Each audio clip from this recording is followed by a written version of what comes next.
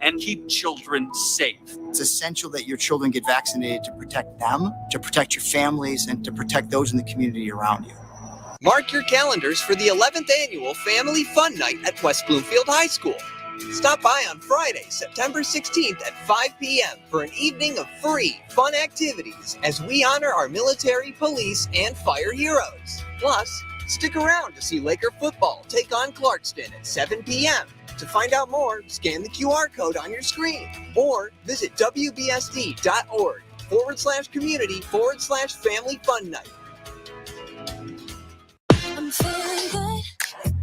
Let's savor these moments. Made possible by the COVID-19 vaccine.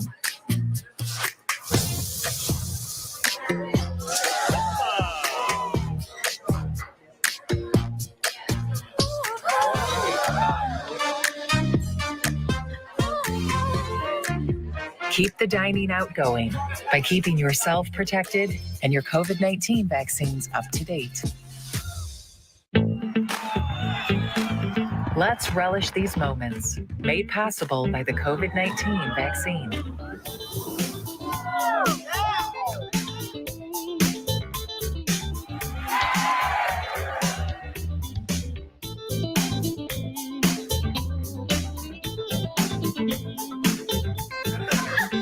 Keep the festivals going by keeping yourself protected and your COVID-19 vaccines up to date. Can I ask you a question?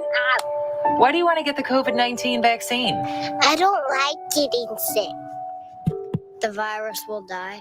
It will be easy to not catch it. Keep my family safe and keep playing soccer. Because I love being vaccinated. What's your hope for everyone? I hope everybody gets the vaccine to keep safe and strong. Be happy, having fun everywhere. Everyone stay safe and hope you get the vaccine. Let's whoop it up for these moments, made possible by the COVID-19 vaccine.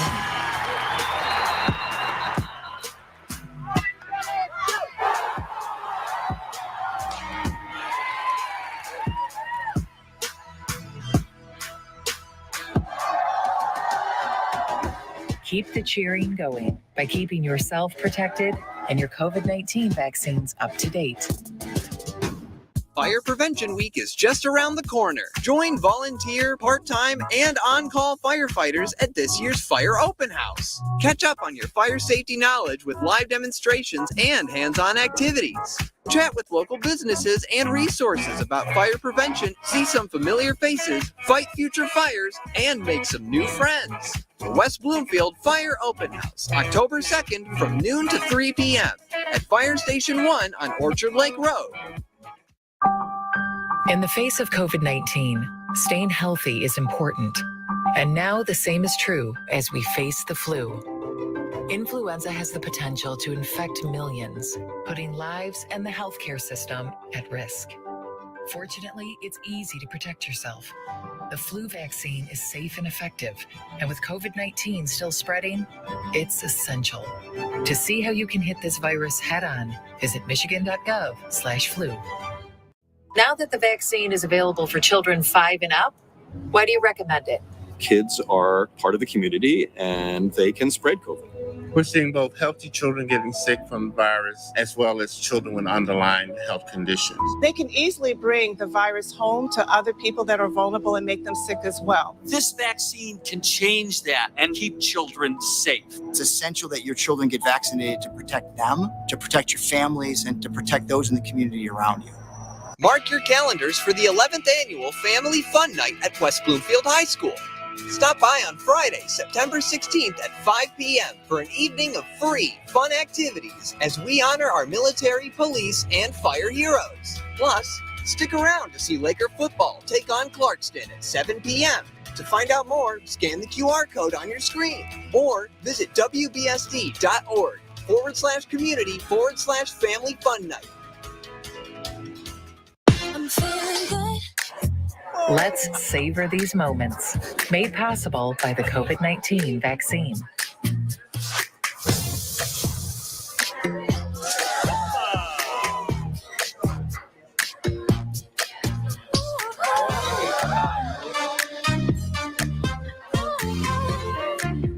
Keep the dining out going by keeping yourself protected and your COVID-19 vaccines up to date.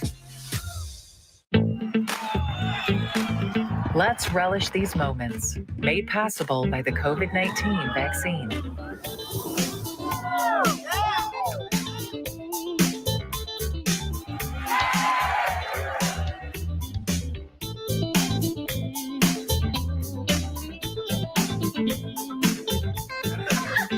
Keep the festivals going by keeping yourself protected and your COVID-19 vaccines up to date.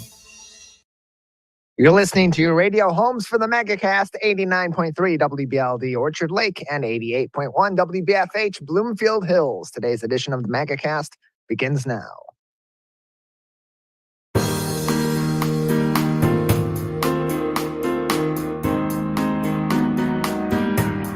Welcome to the Megacast, our live, local, 5 days a week TV, radio, and streaming show looking into all things Michigan. I'm Tyler Kieft. Today, we'll be talking to a number of people about topics of interest and importance to Michiganders like you. Let's begin with our headlines today on CivicCenterTV.com's local news page. Our top article comes from the Detroit Free Press's Paul Egan. Michigan Supreme Court Chief Justice Bridget Mary McCormick will leave the Supreme Court before this year is over, as announced on Monday. Justice McCormick has been on the bench for over a decade, and she plans to retire officially on November 22nd with no future plans announced at this time for her career. Governor Gretchen Whitmer commented on the Chief Justice's impending retirement, saying McCormick, quote, worked tirelessly both on and off the bench to move our state courts forward and ensure that all Michiganders, no matter their background, means, or circumstance, had equal access to our justice system, and closed quote. So congratulations on successful career on the bench for Justice Bridget Mary McCormick, and good luck in what's next with you. Of course, we'll keep up to date on what's going to happen with the Michigan State Supreme Court following the retirement of their Chief Justice Bridget Mary McCormick.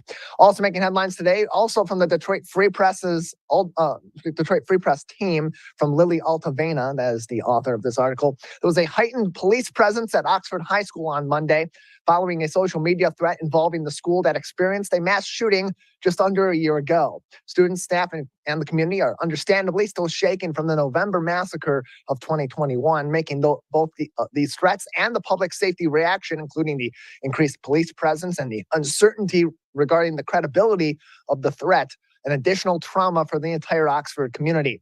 Oxford was not the only victim of a phony threat on Monday, as Lincoln High School in Warren was also closed due to a threat over social media. Oxford and districts all across the state encourage you to speak up with any threats that you may hear of or learn of by using OK to Say, and a free app from the state of Michigan. Those reports may be made anonymously. Again, that app is called OK to Say. Your school district, as well as the Michigan.gov website, have more information on all the different ways that you can communicate with them by phone, by text, by email. There's so many different ways that you can anonymously report tips of any reported violence at your school, alleged violence at your school, impending violence at your school, or others that may be looking to harm themselves. You can report that anonymously and get yourself, your community, and of course your neighbors the help that they need in your school community. Finally, making headlines today on CivicCenterTV.com's local news page from the Detroit News' Kim Kozlowski. The controversy widens in East Lansing following reports on Monday that President Samuel Stanley was given until today to resign or face being fired for cause by the Board of Trustees. Some members of the board believe he should leave his post as president immediately. Some believe that just a simple apology for some of his behavior and decisions is in order. And others have denied that there is an ultimatum at all. What is going on in East Lansing? President Stanley is allegedly under fire from the Board of Trustees in relation to his handling of some of the university's cases in the office overseeing sexual misconduct and Title IX cases, as well as the handling of the recent firing of business school dean Sanjay Gupta. If MSU's president was to retire and fulfill this alleged ultimatum, he would stand to receive a full year's salary and would be leaving 2 years prior to the end of his contract. Should this go to a vote of the Board of Trustees to remove him from office if he were fired for cause, in this case, he would not receive any compensation on his way out the door. Of course, this would then be the third president in just a handful of years to be removed from office or replaced from their office, leaving in disgrace at Michigan State University, beginning with Luana K. Simon following her gross mishandling of the Larry Nassar scandal on campus involving a doctor on campus in the athletic department, mostly involving those on the gymnastics team, where he was, of course, violating those athletes under the guise of Michigan State University, and no action was taken from the university to thwart those actions. Then, of course, it was interim president John Engler, former governor of Michigan, who took over for Luana K. Simon as the president of the university, who made some very inappropriate comments regarding the victims of the Larry Nassar sexual violence on campus. And now, of course, it's Samuel Stanley, the current president at Michigan State University. Some controversy there between himself and the board of trustees. So lots to still come on that story. Of course, today is the alleged date of that ultimatum for the president of the university to resign. Will that happen? Was that ultimatum even made? I'm sure that there will be a lot more updates on this. All the more reason to click on that article on civiccentertv.com on our local news page. Keep up to date with that great reporting from the Detroit News and other outlets throughout the state of Michigan on this and other stories. While you're there on their websites, looking through their other articles, if you have the means to do so. Of course, we highly encourage you to subscribe to those publications and support journalism in your local community. All of those headlines are on our website, civiccentertv.com, on our local news page, along with links at the very top of the page to COVID-19 updates from the Centers for Disease Control and Prevention at the federal level, the Michigan Department of Health and Human Services statewide, and the Oakland County Health Division here in our local area. We have a great show ahead on this Tuesday edition of the Megacast. Coming up next, we'll head to the theater with the Farmington Players. You're watching and listening to the Megacast. Can I ask you a question? Why do you want to get the COVID-19 vaccine? I don't like getting sick. The virus will die. It will be easy to not catch it. Keep my family safe and keep playing soccer because I love being vaccinated. What's your hope for everyone? I hope everybody gets the vaccine to keep safe and strong. Be happy, having fun everywhere. Everyone stay safe and hope you get the vaccine. Let's whoop it up for these moments, made possible by the COVID-19 vaccine.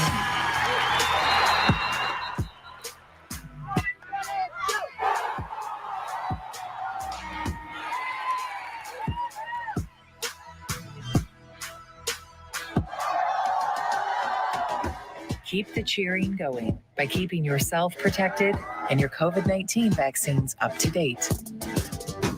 Fire Prevention Week is just around the corner. Join volunteer, part-time, and on-call firefighters at this year's Fire Open House. Catch up on your fire safety knowledge with live demonstrations and hands-on activities.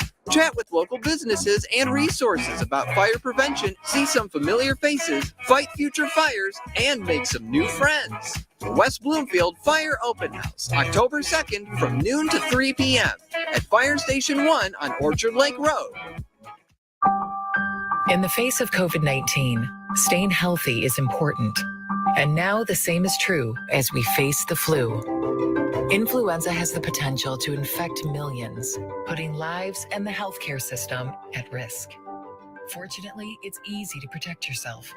The flu vaccine is safe and effective, and with COVID-19 still spreading, it's essential. To see how you can hit this virus head-on, visit michigan.gov/flu. Now that the vaccine is available for children 5 and up, why do you recommend it? Kids are part of the community and they can spread COVID. We're seeing both healthy children getting sick from the virus as well as children with underlying health conditions. They can easily bring the virus home to other people that are vulnerable and make them sick as well. This vaccine can change that and keep children safe. It's essential that your children get vaccinated to protect them, to protect your families, and to protect those in the community around you.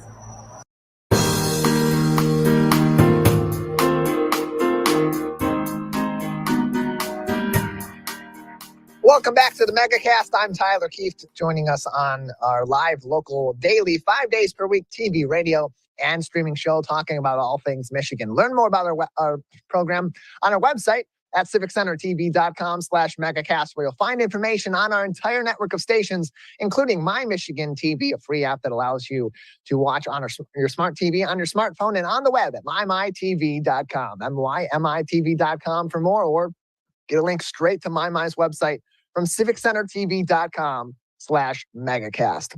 Joining us now, our first guests on today's edition of the program. We're pleased to be joined now by Tony Targen and Hillary Borlak from the Farmington Players, previewing their upcoming performance and upcoming show, Sweet Surrender, at the Farmington Players. Thank you both for joining us today. Thank you Thanks for for having us. having us. Appreciate having both of you on. So Tony Targen is the director of the play. Hillary Borlak is an actress from the show at the Farmington Players. The show begins on September 23rd and runs through Saturday, October 8th at the Farmington Players. Tony, let's start off with you. Give us an overview of this program and why people should go out and see Sweet Surrender at the Farmington Players. Sweet Surrender is a hilarious farce, screwball comedy, reminiscent of the farces of the 1930s and 40s. The basic plot is we have two rival diva singers who absolutely despise one another, and they are at the hotel for a wartime benefit concert. Again, the play is set in 1942, so this is World War II era. And the hotel manager is doing his best to try to keep them as far apart as possible, but of course they end up somehow assigned to the same suite, and it's basically the entire play is trying to keep the two of them from seeing each other and killing each other. So for you, Hillary, preparing yourself for this role, what sort of communication between yourself and your co-star in this play that went along to create that kind of chemistry that you need to have this sort of a comedy be effective on the stage? That is a great question. I did not know Rose ahead of time. Had never worked with her, had seen her perform once a long time ago and remembered she was very talented. So it was exciting to get to work with her. And I know that she is a professional musician. She coaches vocally. And so there was no fear about singing with her. I have gotten to know her well over these last weeks, worked very closely. So I think you have to sort of start in that friend zone and then work your way out to enemy, frenemy. And we have a lot of fun with it. I think you just got to take it as far as you can. So Tony, as the Farmington Players are looking for some plays to perform in the fall and really just in general looking for plays to perform that can be done at a community theater level, what about Sweet Surrender was interesting to you from a director's point of view in taking on this challenge of putting on a stage play? Well, I always enjoy a good farce, and I think farces are generally popular with our patrons. Anytime you have 6 or more doors slamming with people coming and going simultaneously, it creates a lot of tension and excitement and interest. And for me personally, I like plays where I have to map out and organize all of the scene changes. I counted up, we have 71 entrances and exits between the 9 actors in the 90-minute play. So there's constant motion, and that appeals to me from a directorial standpoint. When there's a play that's especially a comedy that has, as Tony said, so much movement and so much interaction between especially a couple of characters in particular who are the main characters at the crux of the storyline. Hillary, for you as an actor, what sort of challenges does that present, being that it is an ensemble cast? It's not just you in that lead role, it's another person also that you're commonly interacting with, but also there are so many moving parts that you have to be reacting to while you're also acting in the process of playing your own character.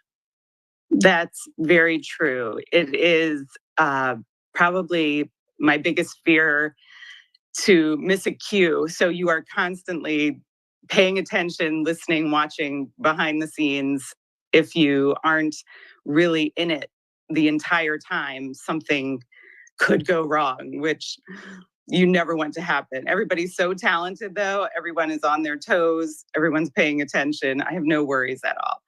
It'll be a ton of fun for everyone watching and for all of us on stage. We are really a good crew all together, the 9 of us. Sometimes what's great about fast-moving comedies and farces like this, especially on the stage, is that spur of the moment reaction that comes up that maybe isn't scripted. Hillary, have you had some of those come up in rehearsals? And mind you, your director is here. Right. Don't want to go too far off script. And how does that add an element to these characters' interactions? it's funny, you know, we might have at this moment lines here and there that get switched around just a little bit. And somebody may be listening really intently, understanding something might have been said just a tiny bit differently. So they go with the flow. They may jump ahead and it doesn't change anything for the audience, anybody who doesn't know the show word for word, but we know. And the exciting thing also is the dog. I had to bring that up as soon as possible. We love our dog, Mr. Boodles.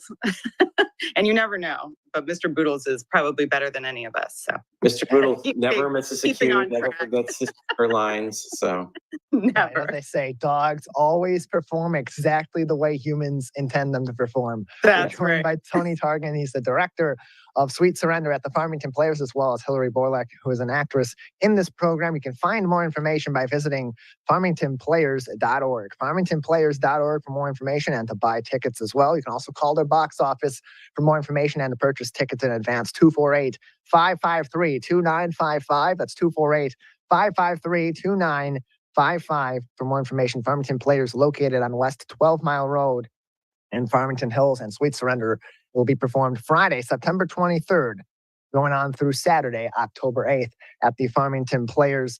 Hillary, so many times when people talk to actors about playing a variety of different roles, they talk about the difference between comedy and drama. And so many have said that if you can do comedy, you can do drama. But on the other side, it's really tough sometimes to go from drama to comedy. For you, what is your forte as an actor, and what challenges did a comedy, especially one that's a little bit more, as Tony has said, farcical and slapstick like this, bring to you as an actor? I have always headed towards comedy, musical theater, over the top farce. I've always loved it. It has just been a very natural thing for me. And maybe it's growing up watching Lucille Ball, things like that. I just really have been attracted to that. So when I read this script, I just knew I could really relate and understand and hopefully get the audience to enjoy a character like Athena. She is a riot. She is full of life and love and art and theatrics. It's a lot of fun. So I've never shied away from that, I guess, is the way to answer your question. FarmingtonPlayers.org is the website for more information. Showtimes Friday, September 23rd. And Saturday the 24th, 8 p.m. Sunday matinee on the 25th at 2 p.m. The next weekend over, Friday, September 30th, and Saturday, October 1st.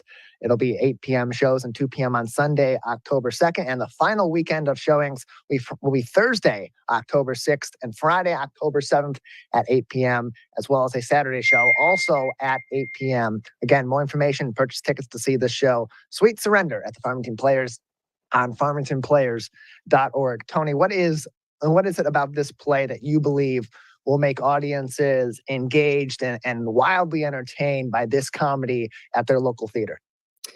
Well, basically, there is no intermission. There is one continuous scene. There are no breaks between scenes. And the action literally is nonstop. As soon as one door closes, another one opens. So the audience will be on the edge of their seat, waiting for, as the stakes escalate, waiting for the next shoe to drop. So it's laugh out loud funny, and the stakes are high for the characters. And I think the audience will share with that in that anticipation of what's going to happen next. Tony Targen is the director of Sweet Surrender. We're also joined by Hillary Borlak, who is an actress from Sweet Surrender at the Farmington Players, beginning on September 23rd, running through Saturday, October 8th. More dates and times for the show and purchase tickets on farmingtonplayers.org. Tony, Hillary, before we let the two of you go, anything else about Sweet Surrender that we should know we haven't discussed yet today? One thing I will point out, and this actually plays to Hillary's strengths, even though this is not a musical, we do have two musical numbers in the show, and Hillary and Rose Randall Warner play these diva singers. So there is some musical entertainment as well as the comedy, and we have some very good singers for that part of it. Sweet Surrender. Please, Hillary, go ahead. I appreciate that, Tony. And it's a joy to do. I've always loved singing. The music is perfect. It's really been chosen well for the time period. And I think the songs are really appropriate for what we're doing, and the people doing it are terrific. All the technical stuff behind the scenes, we appreciate that.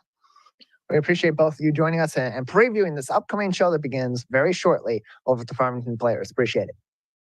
Thank you. Thank you for having me. Thank you.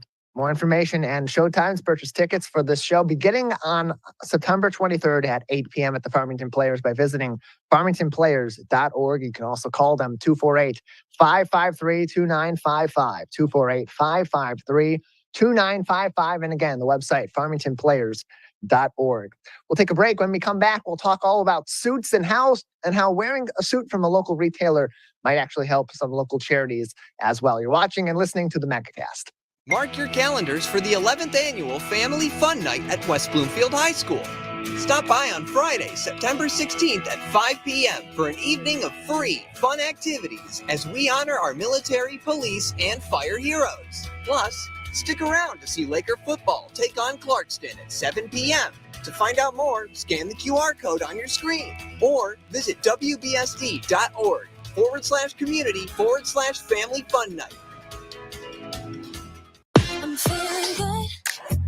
Let's savor these moments, made possible by the COVID-19 vaccine.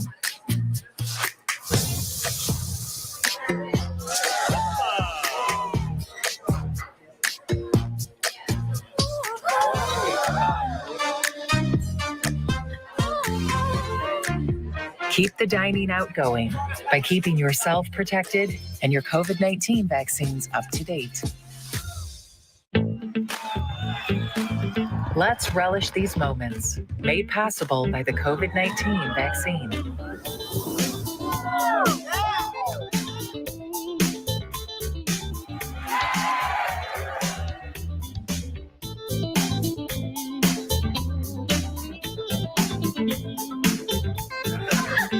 Keep the festivals going by keeping yourself protected and your COVID-19 vaccines up to date.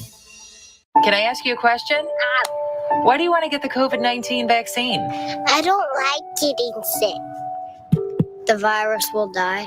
It will be easy to not catch it. Keep my family safe and keep playing soccer because I love being vaccinated. What's your hope for everyone? I hope everybody gets the vaccine to keep safe and strong. Be happy, having fun everywhere. Everyone stay safe and hope you get the vaccine. Let's whoop it up for these moments, made possible by the COVID-19 vaccine.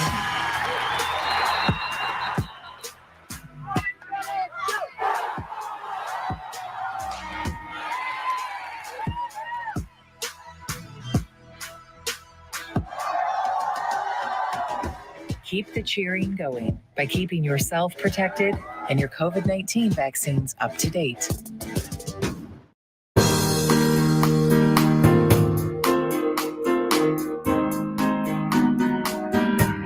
Welcome back to the Megacast, our live daily 5 days a week TV, radio, and streaming show about all things Michigan. I'm Tyler Keefe. Learn more about the web program on our website at civiccentertv.com/megacast, where you'll find more information on our partnering stations all across the Great Lakes State, including My Michigan TV. Joining us now on today's edition of the Megacast is David Elkis. He is the owner of Barron's Wholesale Clothiers, as well as Todd's Menswear, and is with us again on the Megacast. David, thank you for being with us today. Thank you for offering. So This morning. Yeah, nice to see you as well. So we are in the middle of Barron's Wholesale Clothiers and Todd's Menswear Suitember, which is a men's shopping event that is aiming to strike a couple of different bullet points, a couple of different goals during the month of September that both involve suits. Tell us about those goals and what your campaign is during Suitember. Sure. First and foremost, our goal is to be able to tell the world, why wearing a suit is a better choice than wearing casual, as it helps you have more authority. It provides a better look and commands more respect from the people around you. We're also using this as an opportunity to raise money for Friendship Circle. And at our Todd's store, we're running a trade-in event where people trade in their old suits for a new suit, the old suit going to Vets Returning Home.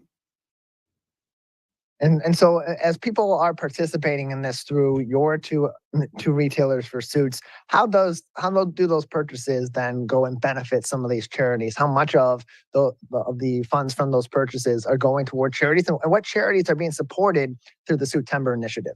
Sure. So let me go back one step. Suitember is really a national event. It's something that we started, and we've invited other retailers to join us with. We have retailers across the country who have joined in. You can see them on our website at suitember.com. And each retailer works their promotion a little bit differently with different charities. In our case, at Barron's, 10% of the sales of anyone coming in who mentions the Friendship Circle, 10% of their purchases will be donated directly to Friendship Circle. At Todd's, the trade-in suits that are being traded in are going to be given to Vets Returning Home.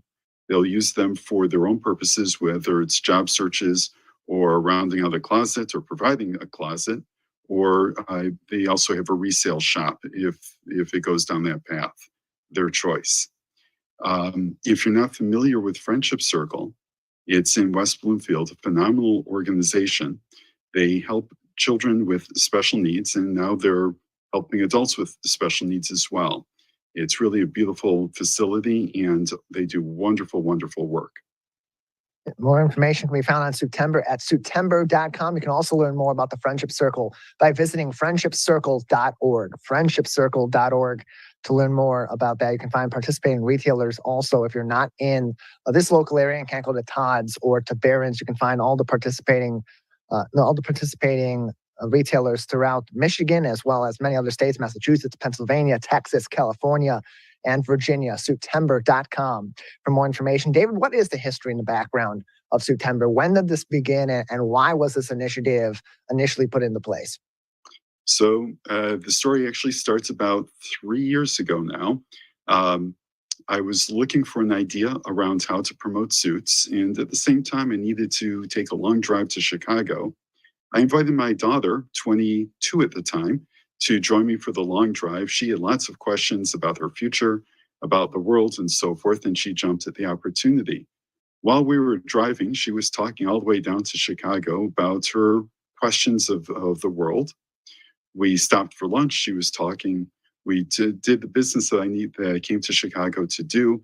And on the way back, she started it up again. She said, Audrey, I have to ask you a few questions. I need an idea to tell the world all about suits. We need like a month-long celebration of all things suits to explain why people will look better, act better. It's like a magic vitamin pill to be able to be the best you. What can we do? And she gave me a quick look and said, well, that's obvious, Dad. Suitember. Can we get back to my questions? And there it was. So we went ahead and rolled forward with it. We've copyrighted the name and offered to other retailers to be able to do the same, trying to put together a real initiative to explain why wearing a suit will help you be the best you, as opposed to being more casual. And just these few years since, this has really expanded. It's gone beyond your two retailers to other retailers in Michigan and several states and different regions of the country. How surprised are you, if at all, that this has grown so significantly in just these few years that you've been doing this? Well, I think that the suit retailers of the country all know the secret. And it's no secret. I mean, it used to be common for people to dress for work. Dress for success comes from legitimate scientific studies. And indeed, there are plenty of other studies since then in the past couple of years also reflecting that people work better when they're wearing suits. So I'm not surprised that it's grown. I guess really where I'm surprised is that more retailers haven't said, this is a great idea. Let's start working this message as well within our communities. We're joined by David Elkis. He is the owner of Barron's Wholesale, as well as Todd's Clothiers, joining us. Todd's Menswear and Barron's Wholesale Clothiers joining us today on the Megacast. You can learn more about Suitember as well as all the participating businesses here in Michigan and throughout the U.S. by visiting Suitember.com. That is Suitember.com, Suitember.com, for more information and how you can participate as well. So let's go back down to that confidence boost and that productivity boost that you said comes from people wearing a suit and just being in that sort of a mindset that comes with wearing that particular outfit. What are some of those benefits that you have found and others have found to be what comes from wearing a suit and dressing up, even in situations outside of the office, maybe, where suits aren't commonplace? So again, this is scientific research that's been shown. It's been reported in the Wall Street Journal, amongst other places. And Psychiatry Today, I believe, is the other periodical it appeared in. When people are wearing suits, it changes their own mindset as well as the mindset of the people that they're working with. You've heard, of course, the derogatory term of somebody talking about mindless management in suits, but the reality is when someone's wearing a suit, they do command more respect. They do think differently than when they're wearing casual. It tells the body we're in work mode and we're here to do something important and let's get to it, as opposed to putting on casual clothing, which tells the mind that it's time to relax and take it easy. Studies have shown that when you're dressed well, that you're able to negotiate better, think more creatively, interestingly enough, and to put out your best effort. Casual Fridays started back in the late 80s as an event from Levi Strauss. They had hired a psychologist who came to the determination, as requested, to find that people were more comfortable wearing jeans to work, and therefore they should be more creative. It wasn't necessarily a great link to that study. However, that's what happened. And at the time, corporate America was looking for ways to provide benefits to their people that didn't cost anything. So we now have Casual Fridays, which of course ran across the country like wildfire, and Casual Days, period, became the norm today. But nobody went back and said, were we more efficient? Were we working better? Were we more effective before or after? And studies now have shown that, in fact, people are more effective when they're wearing suits. So another effort within Suitember is your trade-in and trade-up program. Give us an overview of that, how people can participate if you're looking to get an upgrade in their suit. Certainly. Thank you for asking. So our trade-in promotion at Todd's Menswear in Royal Oak, someone comes in with their old but perfectly serviceable suit, trades it in towards a new one. They receive dollars off of their new suit purchase, and the old suit is given to vets returning home in Roseville. They have a mission to help veterans who are coming back to this country after their service and are having a difficult time reintegrating into society. So they use their resources to help those people come back into society and be productive members again. It's a wonderful program. They do very good work and they help a lot of people get back on their feet. So we're very pleased to be able to work with them. We're joined by David Elkis. He is joining us from Barron's Wholesale Clothiers and Todd's Menswear, where he is the owner of both those businesses. On today's edition of the Megacast, you can learn more information about Suitember, including all the locations participating here in Michigan and around the U.S. by visiting Suitember.com. Suitember.com is the website for more information.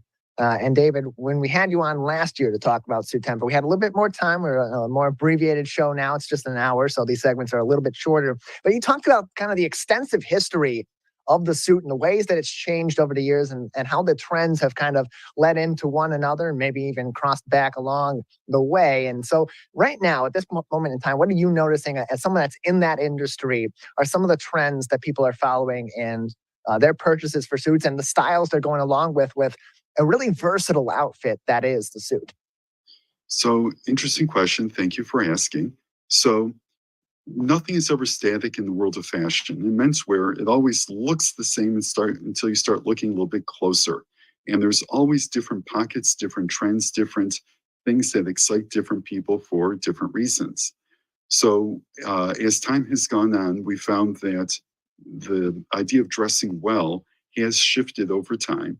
It has gone from very extensive garb of Elizabethan era into a sleeker, more modern fit that we wear today. The goals were to make it universal, to make it more approachable, easier for people to wear while still looking crisp, clean, and effective. And we still see the same trends in place today. The differences are, again, pockets of different style, pockets of different fashion. So for the past number of years, we've seen tighter fitting clothes, slim fits, extra slim fits, super slim fits, pasted on slim fits, if you will. Now it's starting to go in the other direction. It'll take quite a while for it to really turn the ship of fashion, but we're starting to see styles become a tad looser, a little bit more open, a little bit more comfortable. This, by the way, is not only in suits, but in jeans and casual clothes as well. And you'll start to see that progress, and you'll notice it over the next year or two or three. We're also seeing trends for colors going in both directions. That is, lots of guys who don't own many suits are sticking with very traditional clothes, solid navies, charcoals, a little bit brighter blues. But we see other guys who are wearing clothing to express themselves go off into some more interesting looks, some more interesting designs that have double-breasted clothing, very wide lapels, decorations on the coats, just unusual sorts of looks to stand out and to be seen. So yes, it's always changing. It's very dynamic. And while the pandemic has slowed some of that growth down, on the other hand, the different pockets of fashion have exploded in their own worlds. So some of the novelty or interesting looks have become out there and really interesting, really cool. But it will all shift again as the seasons continue. More information can be found on Suitember.com, including a nice little piece about the history of suits, as well as, of course, all of the businesses here in Michigan, all the retailers here in the Great Lakes State and throughout the region and across the country that are participating in Suitember. Go out and explore this website, learn more about Suitember, maybe even explore upgrading your suit and helping some people in your local community through these retailers that are participating. David, thank you so much for joining us. Thank you, Tyler, for giving me the opportunity. Again, the website is Suitember.com. We'll take a break on the Megacast. When we come back, we'll talk to an organization that is helping to provide some interventions for those who are pregnant, both before, during, and after their pregnancy for the benefit of the born child. That's coming up next. You're watching and listening to the Megacast.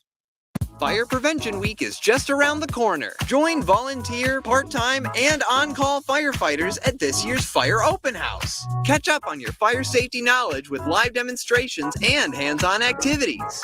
Chat with local businesses and resources about fire prevention, see some familiar faces, fight future fires, and make some new friends. The West Bloomfield Fire Open House, October 2nd from noon to 3 p.m. at Fire Station 1 on Orchard Lake Road.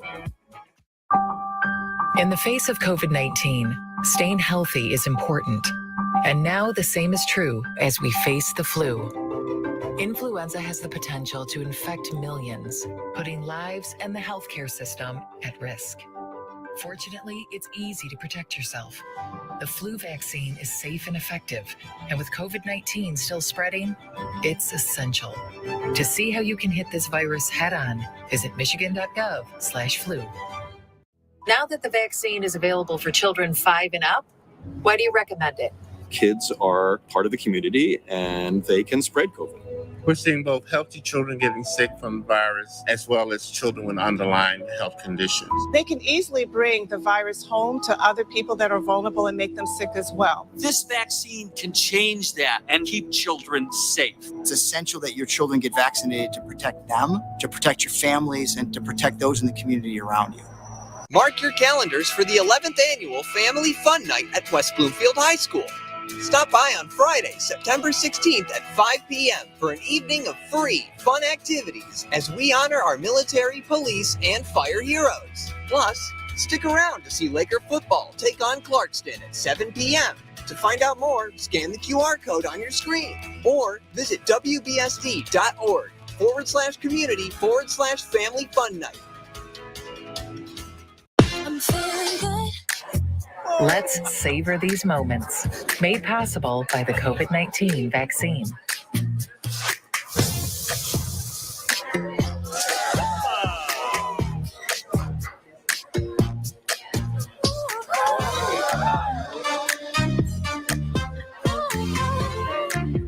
Keep the dining out going by keeping yourself protected and your COVID-19 vaccines up to date.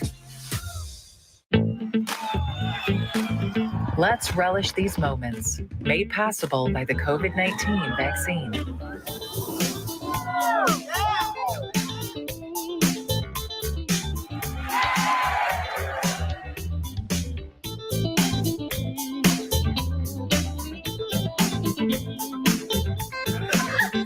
Keep the festivals going by keeping yourself protected and your COVID-19 vaccines up to date.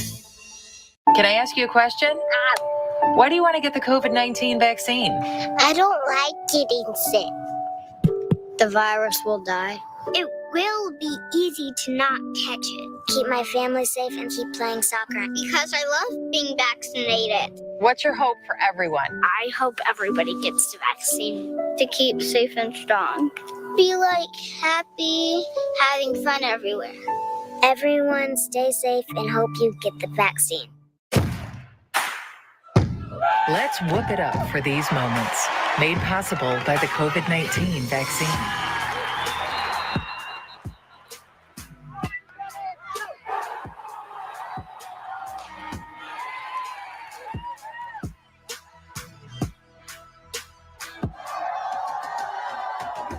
Keep the cheering going by keeping yourself protected and your COVID-19 vaccines up to date.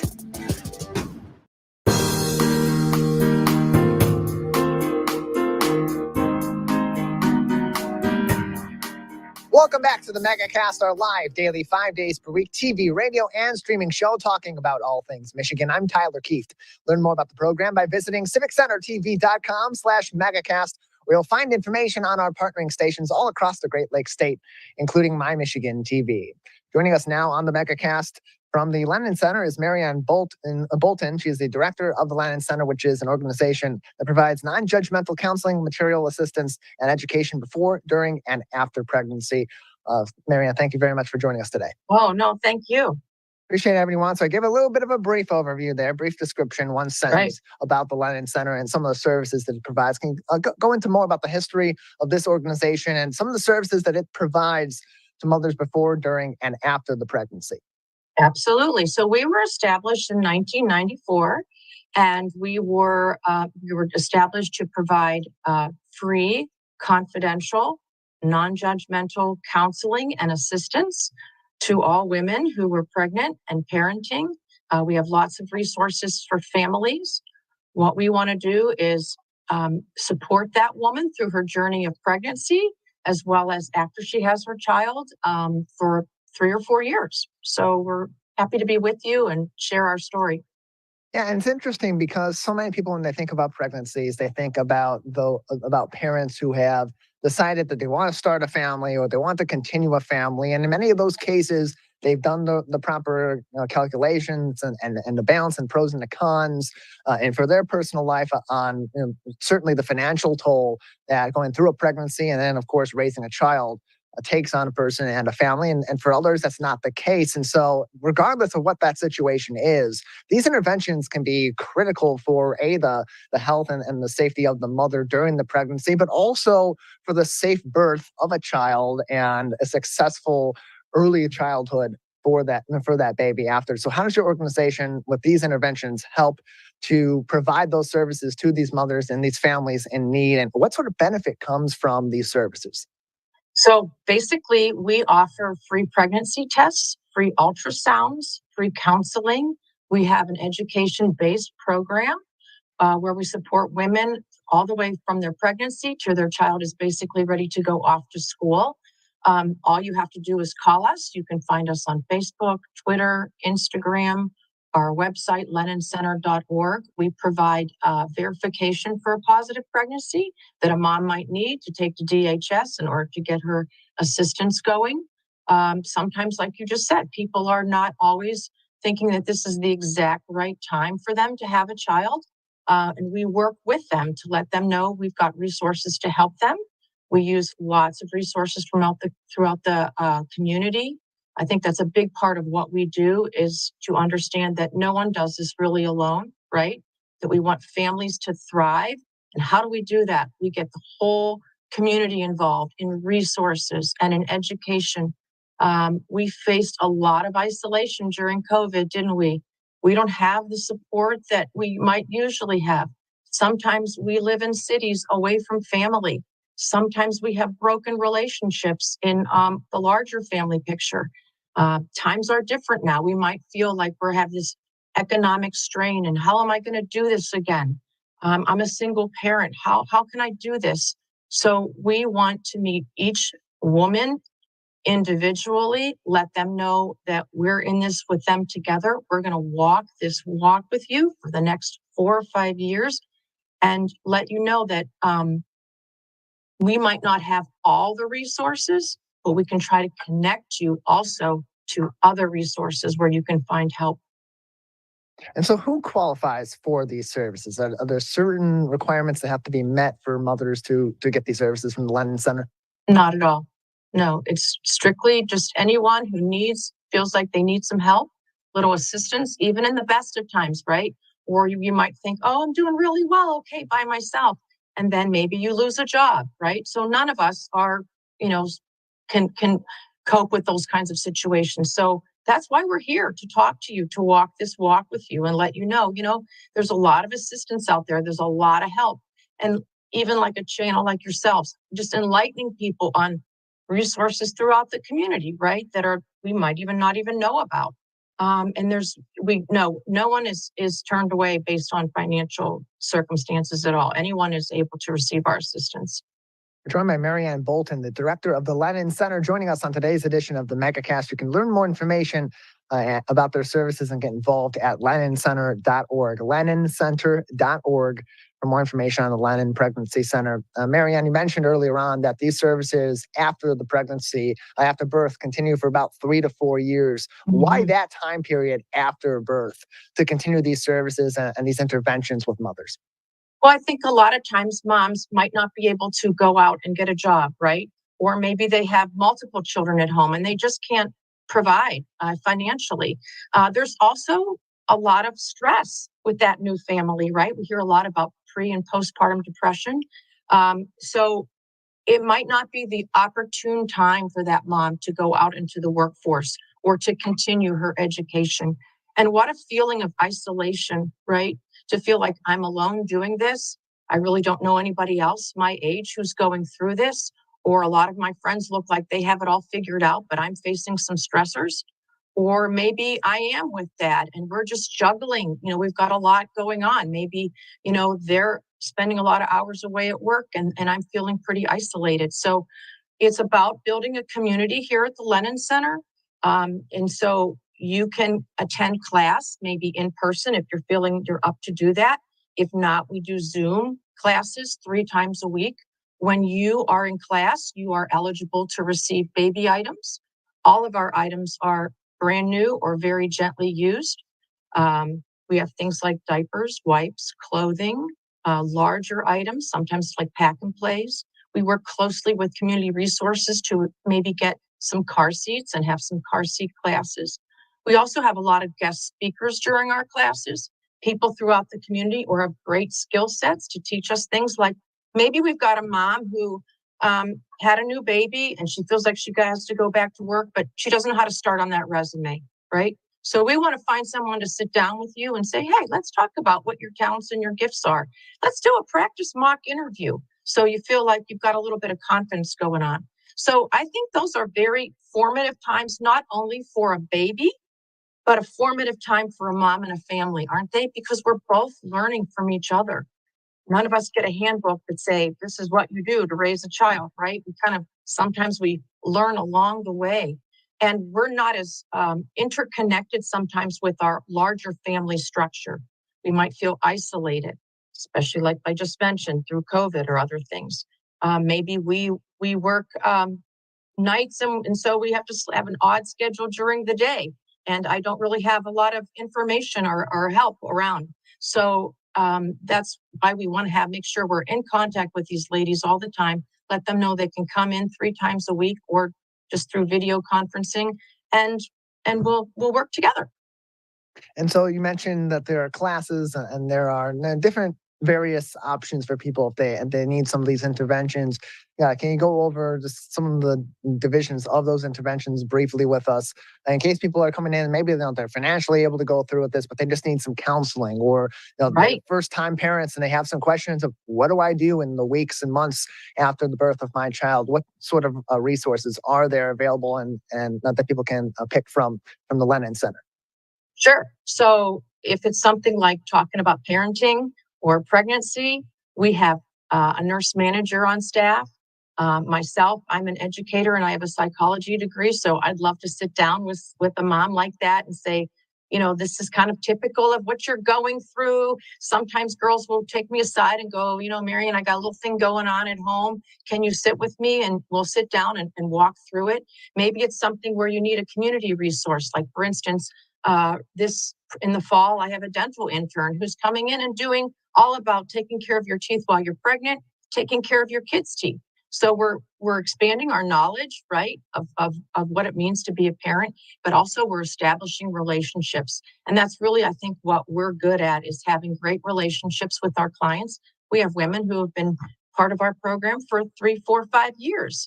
Sometimes they don't need us anymore, but they'll pop in and say, hey, we wanted to say hi to you. So it's almost like a family structure that we've tried to create as well. And it builds confidence, right, in that family. And all those different interventions and the confidence that comes from it, the lessons they learn, they all have mounting impacts on the child and the children as well. So Marianne, thank you very much for joining us. We got about 30 seconds left. Anything else we should know about the Lennon Center before we let you go? Sure. You can learn more about us, obviously, on our website and our other little social media, but also just to let you know that we love to have volunteers. We talk about time, talent, and treasure. Maybe you have a skill that you want to share. Maybe you just want to come in and help and work with some moms, or help us just do organizational things around the office. We're always in need of extra hands and hearts. And if you feel like you're being called to do that, I'd love to have you either call us or check our opportunities on the website, and tell others about us. Well, Marianne, we appreciate you joining us. Thank you very much for telling us more about the Lennon Center and its services. Thanks for your invitation. Have a great day. Lennon, you as well. LennonCenter.org for more information. You can also call and text them. Their number 313-277-5637. 313-277-5637. That is going to do it for this Tuesday edition of the Megacast. If you're just tuning in or you missed some of our program today, fear not, you can find all of our interviews and this full episode, as well as all of our episodes dating back to the beginning of this program in March of 2020 on our website, civiccentertv.com/megacast. Go to the bottom of the screen. You'll see watch full episodes, watch full interviews, and you can find all of our programs on demand. They're usually posted sometime on our website mid to late afternoon, as well as on our YouTube page at Civic Center TV 15. On our Megacast page, you'll also find more information on all of our partnering stations as well, and learn more about their original programming happening on the daily and on the weekly in your local community. Big thank you to all of our guests on today's program, and especially a thank you to our crew that makes this show possible 5 days a week, live from 10 a.m. until 11 a.m. Jared Clark and Calvin Brown, usually at Master Control. Today, it's just Calvin Brown. And of course, a big thank you to Larry Nyland, the king of television, our producer. That's it for Tuesday's Megacast. We'll return tomorrow with a new episode.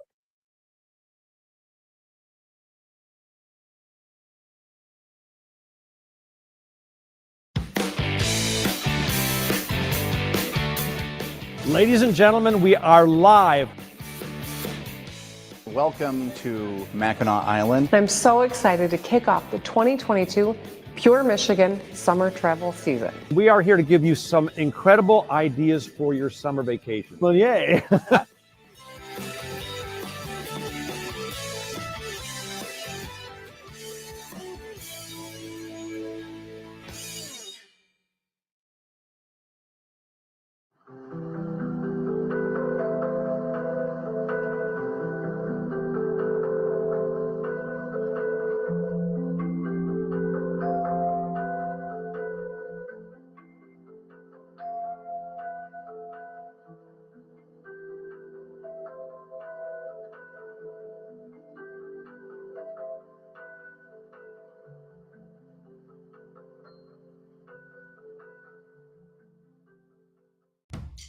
Jimmy John's Field is the perfect venue for birthday parties, summer picnics, company outings, and provides the best entertainment in Metro Detroit with great baseball all summer long.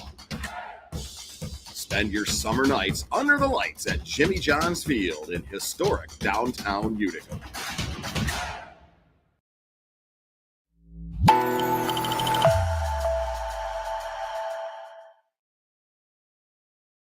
Coming up next, Lato Live, weekdays from noon to 1 only on MyTV.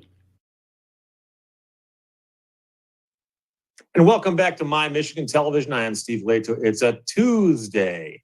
A little chilly outside, not bad. They're saying basically sunshine from now through next week, so nothing to worry about weather-wise. I don't mind if the temperature dips in the fall. It's supposed to. We don't want our weather to be a binary proposition where it's boiling hot and then it's freezing cold. You got to have some moderation in there. It's good for you. It's good for the soul. Now, last night, I went and saw a band play at Meadowbrook Theater. Very, very cool. I realized I hadn't been there in a long time.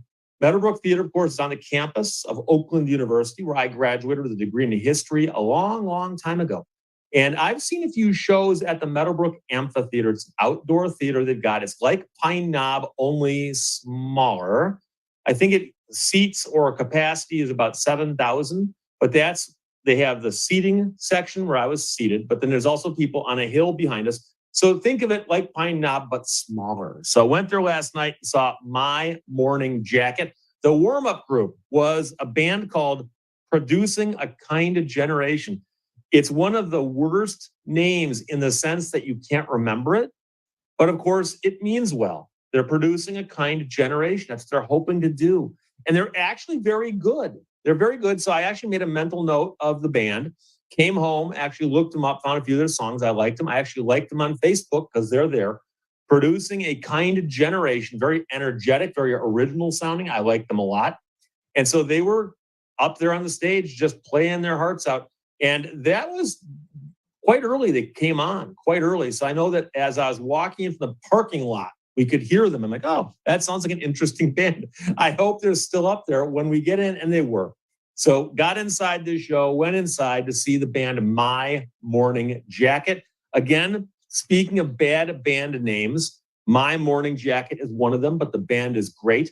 They're hard to describe. I will admit this. Now, if you follow me and you know I've got good taste, which I know you do, I love music. And My Morning Jacket's been around for a while.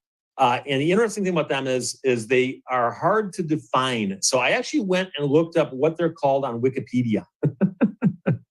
My Morning Jacket is an American rock band.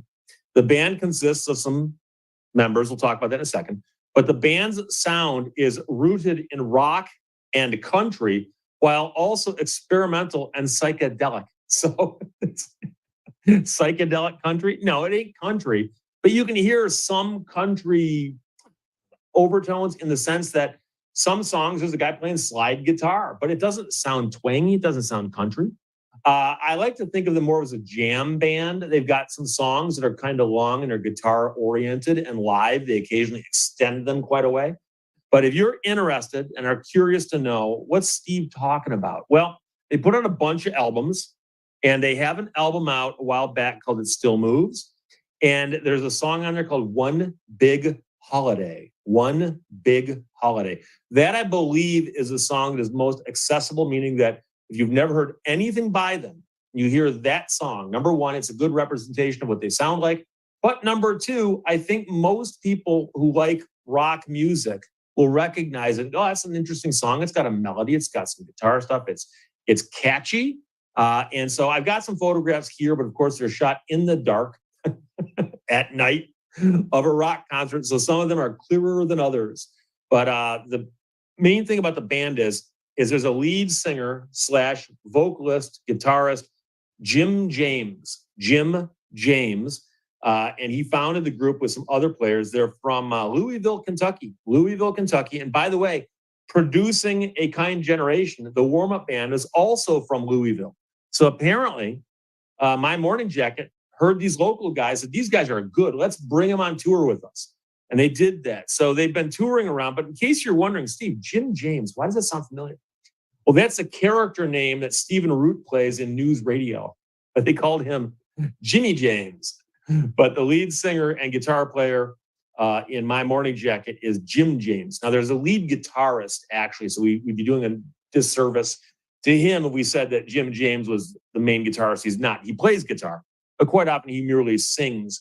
But the group amassed a following beginning in the 2000s, in part due to their live performances. And so they've done a lot of festivals, a lot of shows, and they're famous for a couple things.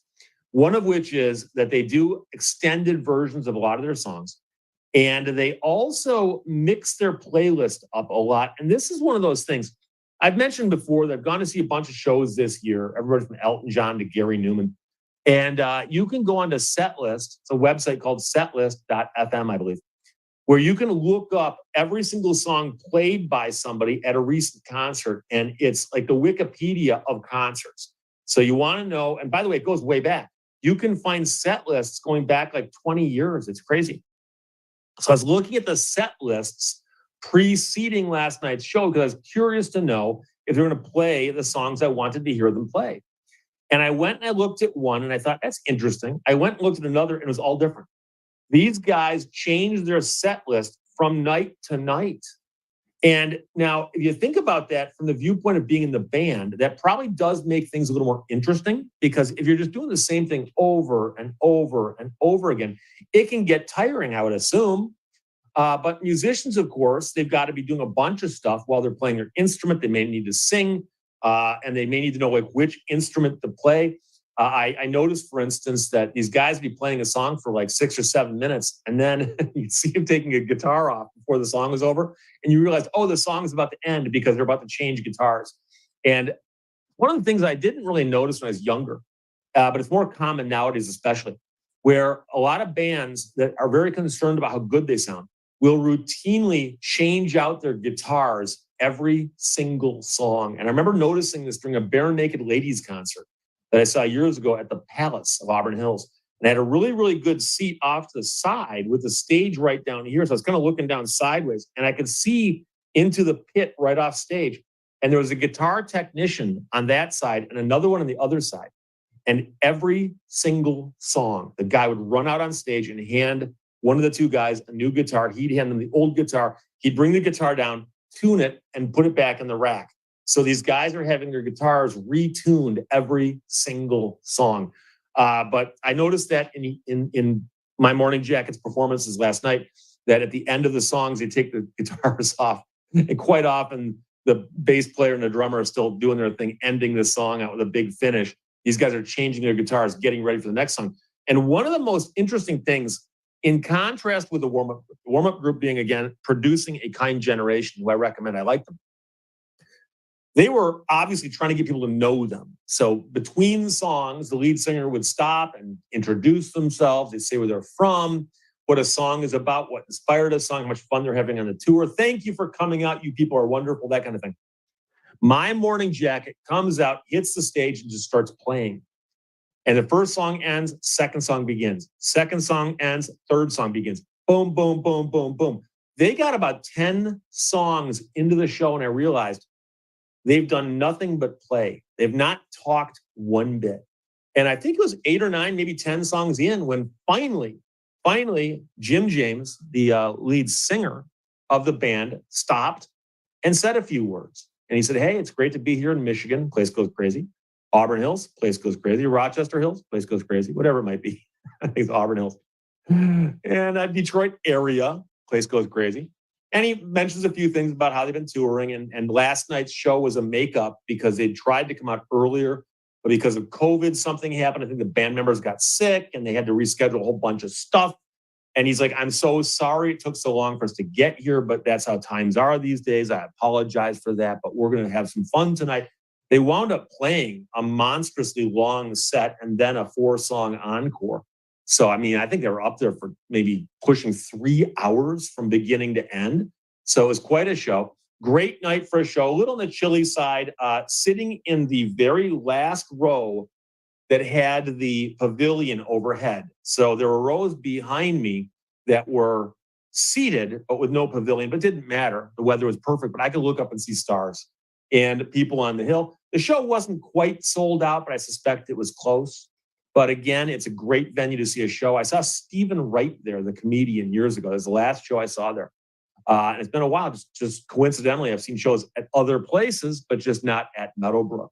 But a very, very cool venue, great band, great show. Got to mention, though, because they changed their sets up so much, they also occasionally throw in songs just for the fun of it. So they played Ooh, Baby, Baby, the Smokey Robinson song.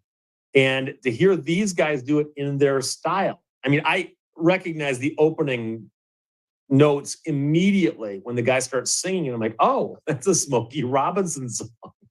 And then in their encore, they did Mercy, Mercy Me by Marvin Gaye. And I'm sure they're throwing in the Motown songs just because, like, hey, we're in southeastern Michigan. Let's throw in a couple Motown songs.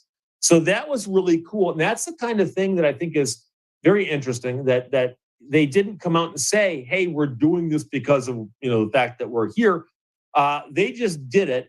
It fit perfectly. And it was just a thoughtful thing for them to do. So it was a great show. I'm not sure when they'll come back next, but I will probably go see them again next time they're in town because I enjoyed the show that much. Sadly, the T-shirt pickings they had were not that impressive. Did not get myself a My Morning Jacket T-shirt.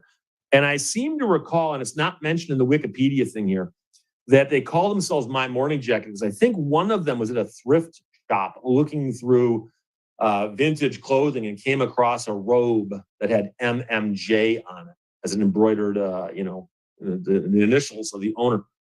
And somebody said, what do you suppose that stands for? So it was My Morning Jacket.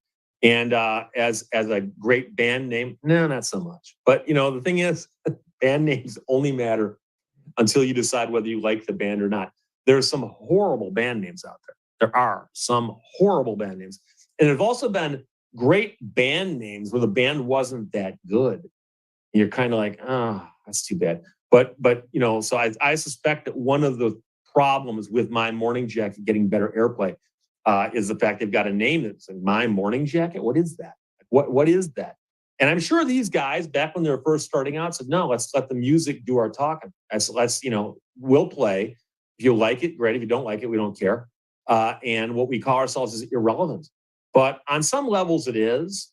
And I worked in radio for a long time. I spent time in a bunch of different formats, country, oldies, top 40, you name it, CHR. And one of the things I can tell you is that there are bands out there that fall between the cracks. They fall between the definitions that are easily definable for radio formats. So My Morning Jacket has released, like maybe 8 or 9 albums, something like that. And as far as I know, they don't get any airplay. I've never heard them on the radio. I've heard them on Sirius XM satellite on some of the channels that play alternative music. But I suspect that the albums sell really well because they've got a cult following that'll buy anything they put up because they know it's going to be good. But it's my lot in life because I like a lot of these bands that don't have hit records other than they have albums that sell decently well. But they've been on, Austin City Limits. They've been on CBS Sunday Morning, that kind of thing. So they've reached some level of success. I know at one point in time they discussed possibly breaking up, but they decided not to. And they're back together and they're touring. And like I said, they rock. They rock. That's the best thing I can tell you. So they got together in 1998, and here they are today. So my morning jacket last night at Meadowbrook, had a great time. Now, if you're from Detroit and you follow sports, you know, we got a bunch of good sports teams in southeastern Michigan, got a bunch of major league teams, right? Detroit Tigers, Detroit Lions, Detroit Pistons, Detroit Red Wings. Those are the big four. And all of them have had their successes. Well, not the Lions. We'll talk about them later. The Lions have been horrible for half a century or more. But the Detroit Tigers are an enigma. They won the World Series in '68. They won the World Series in '84. I was there at Game 5. I like to tell people that. And they've done well a couple of times since then. But every now and then they just hit a skid and just stink up the place. And they're in one of those bad skids right now. And the record they just set for the franchise is shocking. Tigers set franchise record with 21st shutout. They've been shut out now 21 times this year. And the season's not over yet. They lost the Astros at home 7-0. 7-0. Nolan Bianchi wrote an article about it for the Detroit News. And they had 21 shutouts. Detroit Tigers have played 21 innings of baseball, by the way, since they last scored a run. So they haven't scored a run for a couple days now, which makes it fitting that on Monday night at Comerica Park, the team grabbed its 21st shutout loss of the season. That is a new franchise record. And they can expand that, by the way. There's more to go. Kicking off the season's second to last homestand, Detroit was blanked at Comerica by the Astros 7-0 on Monday as the opposing pitcher made a good kind of history for him. Detroit's previous franchise record for shutout losses was set in 1975. And we'll talk about that in a second because that was actually a very interesting year. Astros starter pitched his second complete game of the year. He struck out 8. He only walked 1. It was his 24th consecutive quality start, which ties an MLB record set by Mets pitcher Jacob deGrom in 2018. Tigers manager Hinch said, I think we had opportunities early when he was wobbling a little bit. And then once he settled in, he was in total command. So he's got really good stuff. I know he's on a very long streak of pitching well. He's got a ton of confidence, and they play with a lead very, very well. Tigers had 6 hits, all of them singles, besides a Willie Castro double in the third, but couldn't put a runner across home plate. 2 runners were thrown out at home, and 5 were stranded, as we say, left on base. However, we need to be just trying to manufacture as many runs as we can.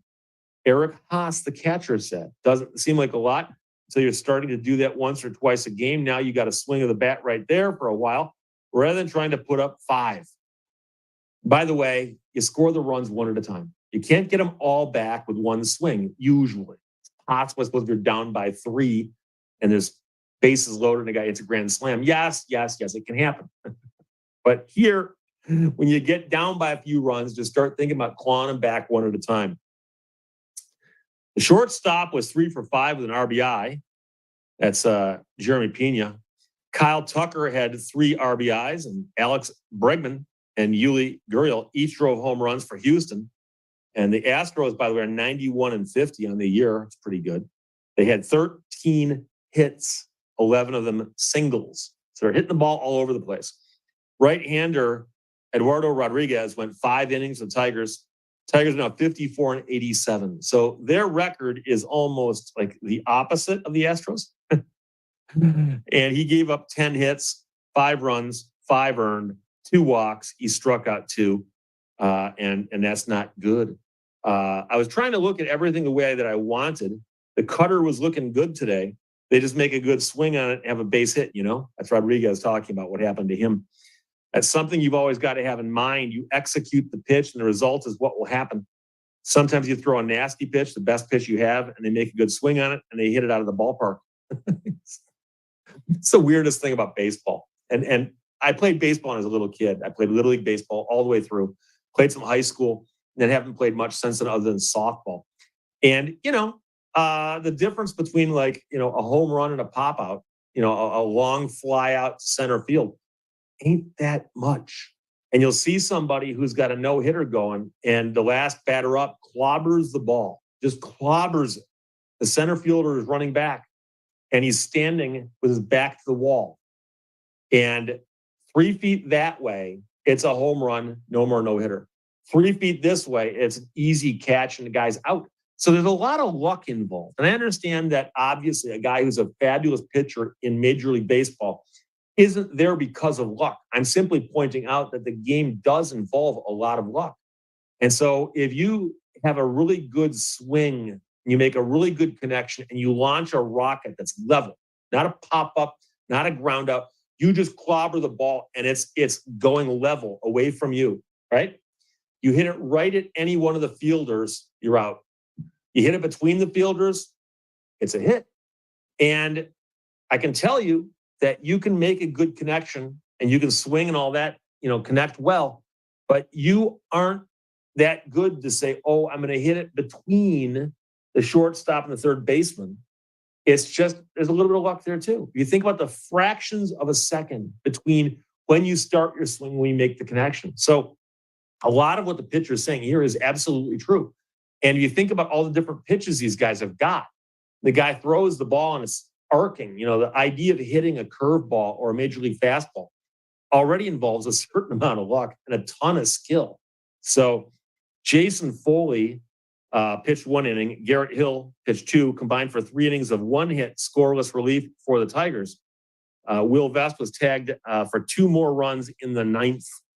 The Astros took a 1-0 lead just 4 pitches into the game when Jose Altuve singled out of the gate and then stole a base. I could be mispronouncing his name, and if I do, I apologize.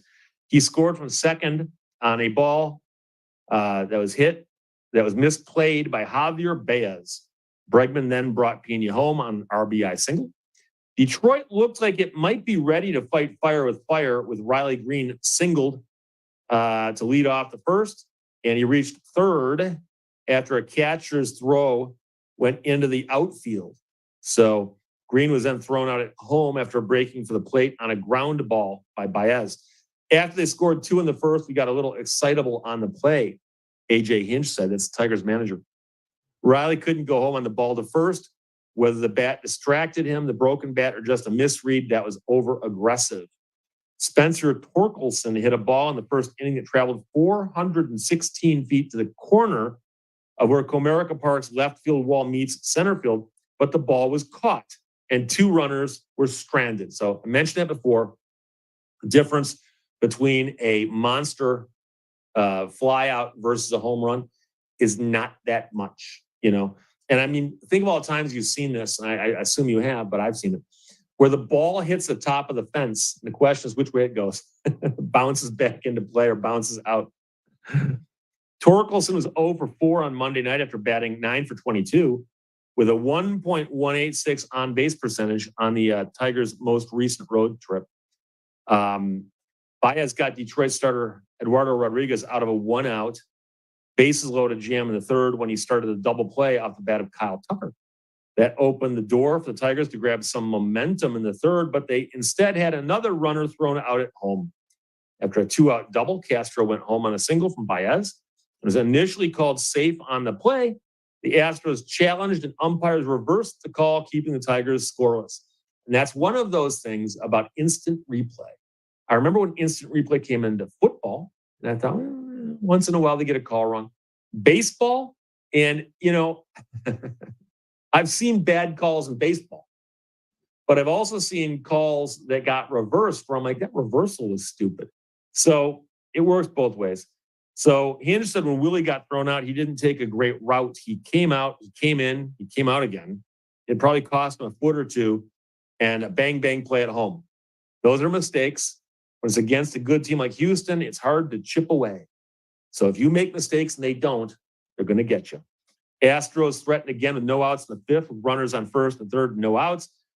Tigers third baseman Ryan Kreidler made a nice defensive play by baiting Pena into running home before eventually getting him in a rundown and getting him out. Again, I could be mispronouncing Kreidler. I don't know. I admit I don't follow the Tigers right now because they've been doing so poorly that I hate to reward their bad behavior. In the next two at-bats, though, Tucker drove home a run on a fielder's choice, and Yuli Gurriel roped a 2-run RBI double to make it 5-0 for the Astros. Foley and Hill kept the Astros quiet through the 8th inning, but Houston loaded the bases in the 9th, and Tucker took advantage with a 2 RBI single into the gap that sealed Detroit's fate. So I mentioned that they've now set a record for the franchise by losing 21 times without scoring, which means you've got 21 shutouts against you on the year. That means your run creation is very, very bad. It's very weak. You can't score runs, obviously. Get through 9 innings with no runs. Not good. It's not good. It helps the other teams with their ERAs, or earned run averages. Those guys are loving coming to Detroit and playing in Detroit. But they mentioned that it reminds people of 1975. Now, 1975 was a weird year in a lot of ways. A very, very boring year for cars.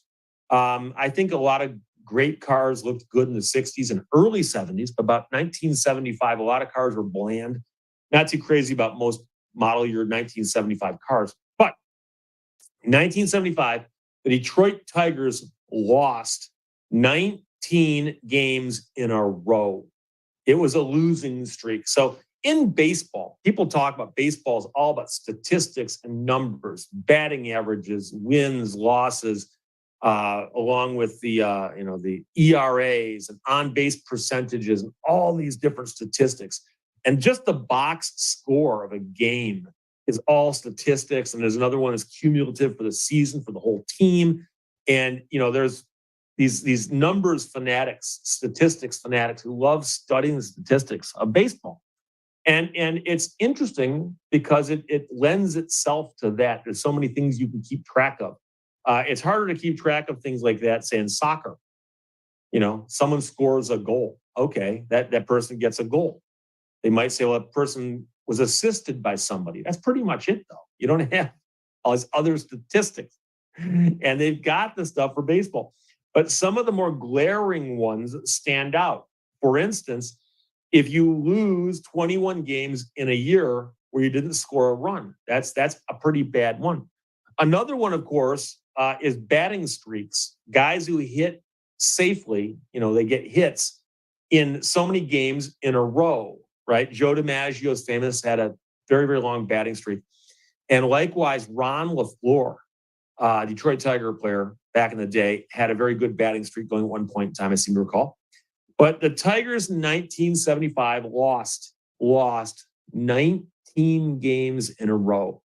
And people start talking about your losses and how many of them you have in a row right around 5 or 6. When you lose 5 or 6 in a row, you start thinking about it. Going, oh, we've lost 5 or 6 in a row.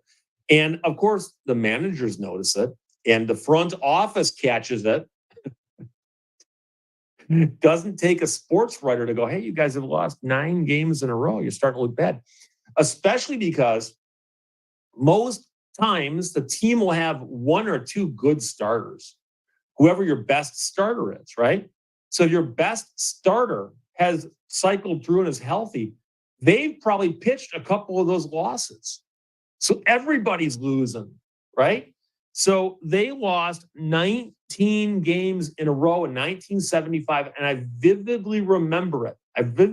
Because I was playing Little League Baseball at the time. I was of the right age, I believe, or was right around there. And let me do the math on that. Close. I just finished playing Little League Baseball. And I was still a big Tigers fan, though. And I remember listening to Tigers on the radio all the time.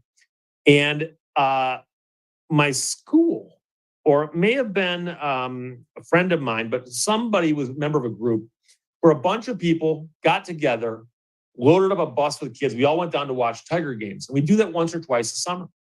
And in 1975, it was right around number 16 or 17 that they lost in a row. And we went to see them. And on the way down, we had a spirited debate about whether we wanted them to lose.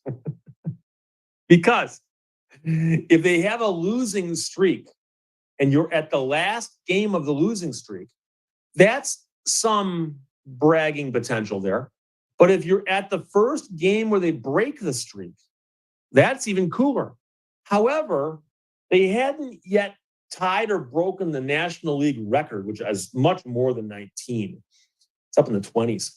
And so we were debating this, and I remember thinking to myself, I think I'd rather see them lose, because after losing 16 or 17, you may as well lose a few more. I mean, why not? And so I told the story a few weeks ago about being in the stands at a Tigers game, sitting underneath the upper deck along, I believe, the third baseline, so that when we looked straight up, we were looking at the seats above us.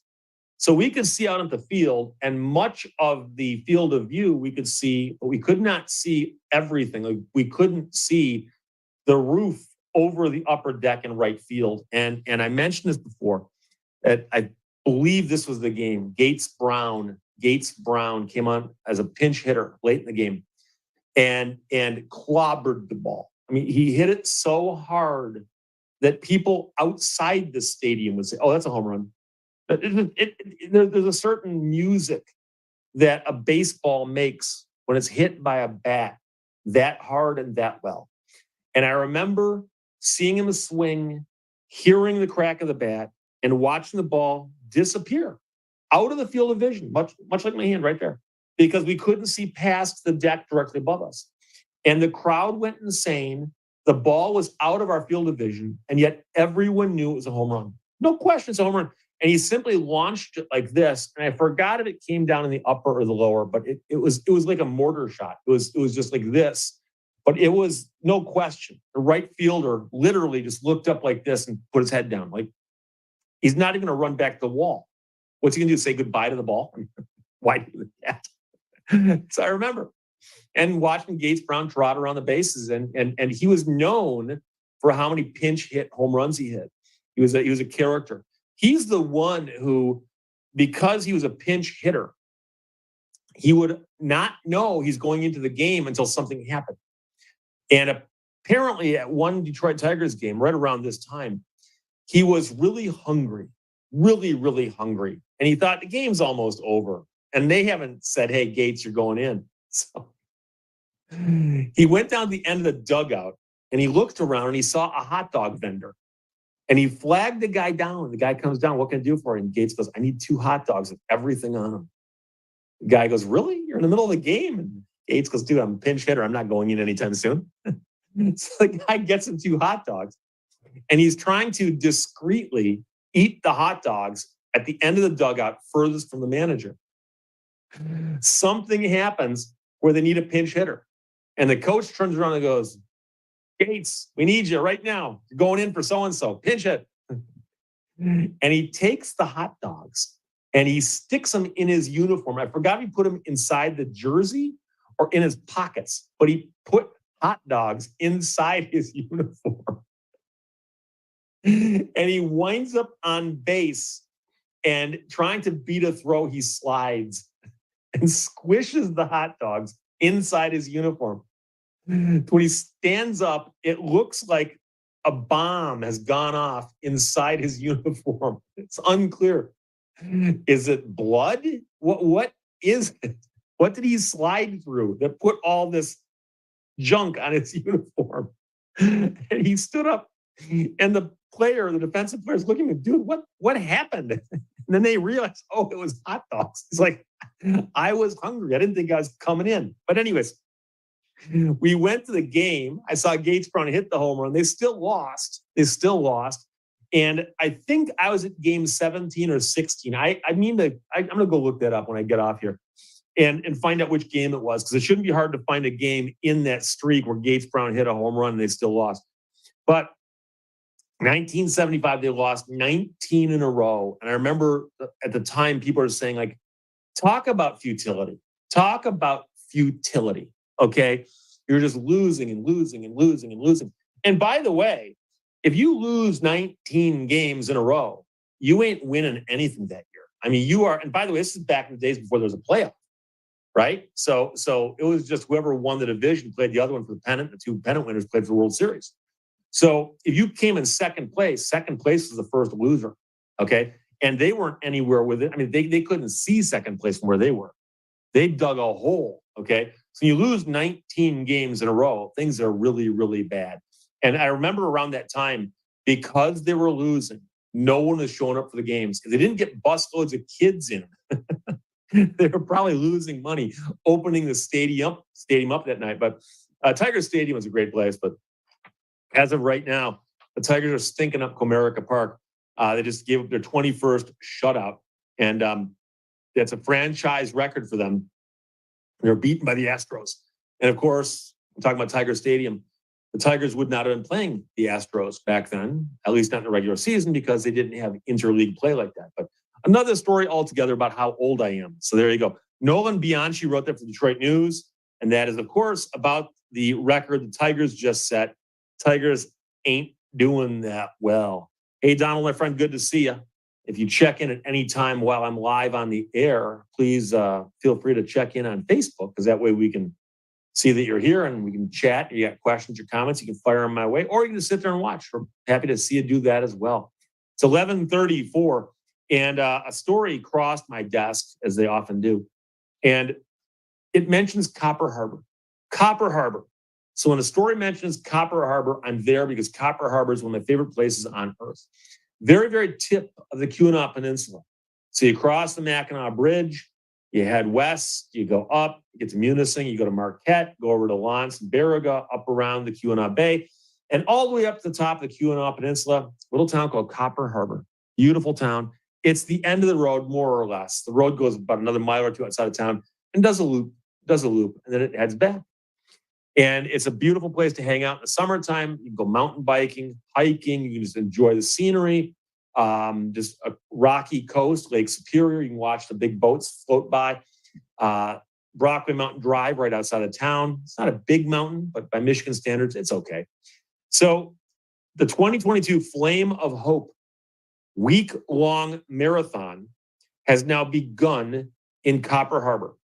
So they're starting a marathon run from Copper Harbor, but this is a charity fundraiser. It's not a race. Not everything is a competition, just to let you know.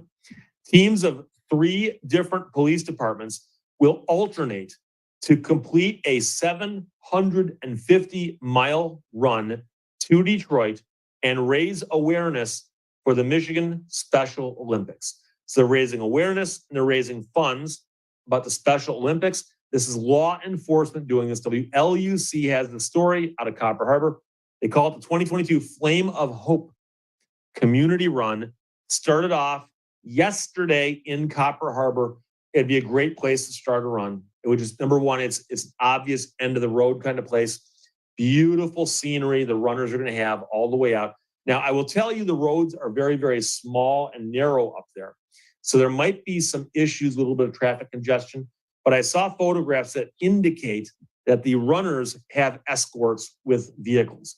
So there'll be somebody with a vehicle, probably behind the runner, driving very, very slowly with their flashers on. And I believe because this is law enforcement, they get police to do that for them. So if you're in the Keweenaw area or the Upper Peninsula in this week, and you come across a slow-moving police car with its flashers on, be careful, because there's probably a runner in front carrying a torch. This is presented by the Law Enforcement Torch Run, which raises money and awareness for athletes in the Michigan Special Olympics. 3 teams consisting of the Michigan Department of Corrections, Michigan State Police, and the Fraternal Order of Police will leapfrog 30 miles each over a 750-mile marathon from Copper Harbor down to Belle Isle, and that, of course, is in Detroit, and that's going to happen this week. So they're hoping to knock this off in a week, and so they're doing 30-mile stretches each. A marathon's 26.2 miles, but I don't know if they're running together or relaying, but they're basically moving this torch along, and the torch will cover 750 miles from Copper Harbor down through Michigan into Detroit at the Belle Isle Park. So as of right now, they've raised over $68,000 on the marathon's donation page, which I'll tell you about in a second. It's at classy.org, classy.org. Look up events, and it's the 2022 Flame of Hope Week is the name of the event. With more people having joined up due to less pandemic influence, safety is a top concern for the runners. Torch Run volunteer Gerald Badgett said, our biggest concern is safety. We're going to be running 24/7. Oh my, which means all times of the day, all times of the night. So we just hope for a safe run. We want to make everybody aware of this going on and get as many people as we can be involved, because it's a very good organization, a very worthy cause. The runners are scheduled to complete the marathon on Friday. For more information and to donate, go to the page at classy.org, event 2022 Flame of Hope Week. So you should be able to find it if you look it up, 2022 Flame of Hope on classy.org. And like I said, it's a good cause and it's an admirable thing. And I'll tell you right now, I've been involved in a couple little things like this where you're trying to do something over a long period of time with volunteers and stuff. And I've got a brother who runs ultra marathons. And I'm talking about, this is a whole new level of crazy. He's actually run a marathon. It was 126 miles long, meaning that you run 100 miles, then you run a full marathon. He's run a race that went from Baton Rouge to New Orleans. Again, quite a length. He's done several